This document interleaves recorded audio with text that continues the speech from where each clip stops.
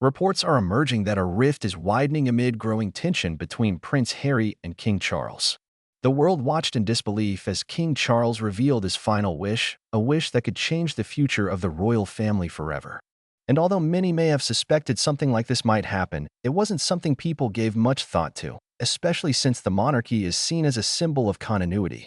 Many expected the king to address the strained relationship between his sons. But instead, King Charles entrusted Princess and with delivering an unexpected yet deeply personal message to the family. The Princess Royal, Princess, and cleared her schedule to do something she rarely does. This message left both Prince William and Prince Harry visibly stunned, and the public was left with many questions. What exactly was the king's final wish? And why did it have such an emotional impact on his sons? Join us as we explore the full story. A silent guardian. Princess Anne's loyalty over the years in a royal family often surrounded by public attention. Few have maintained a reserved image and quiet dignity like Princess Anne. As the only daughter of Queen Elizabeth II and Prince Philip, she grew up in the public eye yet built a reputation apart from the spotlight and drama that often surrounds other royal members. She has never sought media attention. While other royals found themselves at the center of press coverage, whether by choice or circumstance, and remained consistent, firm, and focused on her duties, known for her no-nonsense attitude. The princess has earned a well-deserved reputation for hard work and commitment to her responsibilities and charitable causes. Within Britain and beyond, she is widely regarded as the most hard-working royal, thanks to years of dedication to public service, thousands of royal engagements, and support for hundreds of charities. As she once said, people nowadays are much more questioning, I think, about where their money goes when they give to charities, which seems to me perfectly fair. Beyond public service, she has also taken on responsibilities within the royal family. Her nickname as the most hardworking royal is one that is quietly admired and widely recognized. Just when you think you know everything about Princess Anne, consider this. Her unwavering sense of duty isn't the only thing that sets her apart. She speaks her mind without hesitation. We are celebrating something which is really an accident of birth, over which I have no control, and for which I seriously owe one very important thank you to my mother and father, she once said. She acts decisively and stays loyal both to the institution and the individuals within it, without sentimentality. A good example of this impartial loyalty is her relationship with both King Charles and Queen Camilla. Despite past grievances and public controversy related to Princess Diana, and has remained respectful and supportive, there was a story about a coronation dinner where King Charles and Camilla were present. Reportedly, the Princess Royal remarked, "You're not queen, the queen's consort." Despite such moments, and has shown respect and loyalty, even when others expressed public disdain over past events. This rare quality has made her a stabilizing force within the royal household, a silent guardian of tradition, the monarchy's dignity, and family unity. Princess Anne's relationship with her older brother, King Charles III, reflects a deep bond of trust. When Charles became king after the Queen's passing and stood firmly by his side, she demonstrated her unwavering support not just for his role as monarch, but for the continuity of the monarchy itself. She did not seek attention in doing so, but rather acted out of a commitment to seeing her brother succeed. In return, Charles has relied on her for both personal decisions and official matters, areas that require honesty, discretion, and an understanding of family dynamics. It is often said in royal circles that King Charles listens to Princess Anne, that she is the only one who can speak to him truthfully, without flattery, and without causing offense. Her connection with the king is far from emotionally distant, unlike the relationship he has with his sons, Prince William and Prince Harry, which has often been marked by tension. Strains, miscommunications, and public disagreements have occurred, but Anne is not just his sister. She is his most caring confidant. For decades, whether during turmoil or uncertainty, Charles has consistently turned to Anne for advice. This has not gone unnoticed by the public, and it has earned Princess Anne respect and admiration in her country. While media attention often surrounds the younger royals and their high-profile appearances, Princess Anne quietly receives recognition. She is ranked among the most admired members of the royal family in public polls and platforms. Her low-drama lifestyle and clear sense of duty provide reassurance to those concerned about the monarchy's traditions in a modern world. It was this reputation for strength, trustworthiness, and discretion that led King Charles to make a deeply personal decision. As he became more reflective about his legacy and his family's emotional state, he knew there was one person he could trust with his final and most personal wish.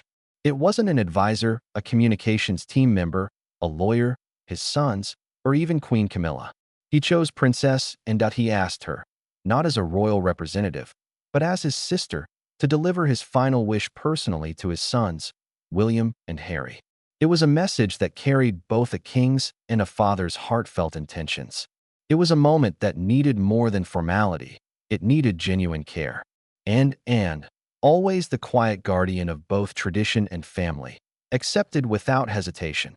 While others may hold titles or capture headlines, Princess and hold something rarer, the quiet trust of a king and the strength to carry his message to where it matters most. At a gathering in Windsor Castle, the king's final wish was revealed. The royal family assembled for a moment that was both emotional and symbolic. With King Charles's health in decline, Buckingham Palace confirmed he had spent a short time in hospital. His family knew this meeting was important. It wasn't just about official duties or titles. It was something deeper. Princess Anne, as always, took it upon herself to deliver the king's heartfelt message. His final wish went beyond duties and roles. It included a desire for healing. His message was clear. He wanted the family to come together, to put aside past tensions, and move forward united.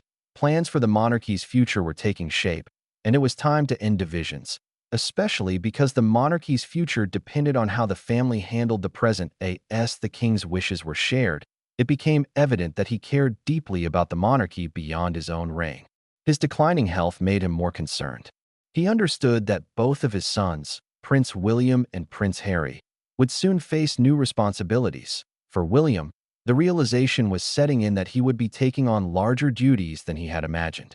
The throne was more than a crown or a title. It required leadership and strength to guide the people and maintain the monarchy through challenging times. For Harry, the message had a different meaning. It highlighted his place in a family he had grown apart from, especially after stepping away from royal duties. Now, he faced uncertainty in deciding how to honor his father's wishes. While King Charles had not specified a role for Harry, it was clear his involvement needed careful thought and discussion. His time of staying on the sidelines, speaking openly, and challenging the institution seemed to be shifting. It was now more important than ever for the family to be united, and Harry would have to find his place in that future. The emotional weight of the Windsor gathering could not be ignored. The family had faced many challenges and conflicts that had caused division, including the widely discussed Oprah interview with Harry and Meghan. When they aired their grievances with the royal family for the entire world to see, it marked a significant moment that exposed the growing divide within the family. Then came Spare, Harry's memoir, which further deepened the rift and drew more public attention to the already complicated relationships. The fractures were evident. Amid this tension, King Charles's wish stood as a plea for healing. It was not easy for anyone to accept, but the king's message served as a reminder that the royal family had two choices: continue down the path of division or attempt to rebuild what had been broken. King Charles understood that the monarchy, in its current state, could not survive if his sons remained estranged. His final wish was not only about clarifying the past, it was about securing the royal family's future, united, even after he was no longer able to fulfill his role as before. Then there was Princess Anne. While others were caught up in the drama and remained consistently neutral, she did not take part in the public disputes, nor did she share stories or make statements on television. With quiet strength, Anne had always acted as a bridge between her brothers. She stayed impartial, never choosing sides, and for that, both William and Harry respected her and had a way of stepping in when needed, doing what was necessary without seeking attention. In that moment, she was the calm in the storm, delivering a message of hope and responsibility. The royal family needed unity. William had to embrace his future role with full responsibility, and Harry needed to determine where he stood in the changing dynamic of royal duties and public expectations. The path ahead was not simple or easy, but it was necessary. King Charles, aware that time was limited, wanted to ensure that his family was ready, not just as individuals, but as a united front. As the meeting concluded, the weight of the king's message lingered. William, long the heir, now fully grasped the seriousness of what lay ahead. Harry, who had once sought freedom from royal life, now faced the reality that his place in the family was changing. The future was uncertain, but one thing was clear. King Charles's wish for unity marked the beginning of whatever would come next. But the story doesn't end there. The rise of a new era continued as William and Kate stepped forward. With King Charles becoming increasingly conscious of time and legacy, it became clear he was looking far ahead. In that vision, William and Kate were central to the future of the monarchy. The king's final wish, conveyed through Princess and carried a message that could not be overlooked. The next phase of royal leadership wasn't something to wait for, it had already begun. Prince William and Princess Catherine were gradually stepping into a new role. It didn't come with fanfare or public announcements, but with small, steady signs of change. William, always committed and reliable, began taking on more responsibility, not from pressure, but from trust earned through years of service. His father had seen his capacity and believed the future crown would be secure in his hands. Behind the scenes, meetings became more frequent, briefings more detailed, and decisions more impactful. William was not only being guided, he was being prepared, but the spotlight was not his alone. Catherine, graceful, composed, and quietly strong, was becoming a key figure.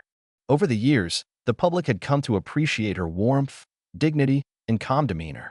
Now, within the palace, her influence was growing. Those around her noticed how smoothly she managed increasing public duties and how naturally she responded in moments requiring empathy or resolve. Together, William and Kate represented something rare. Unity, clarity, and stability, precisely what the royal family needed in such a time.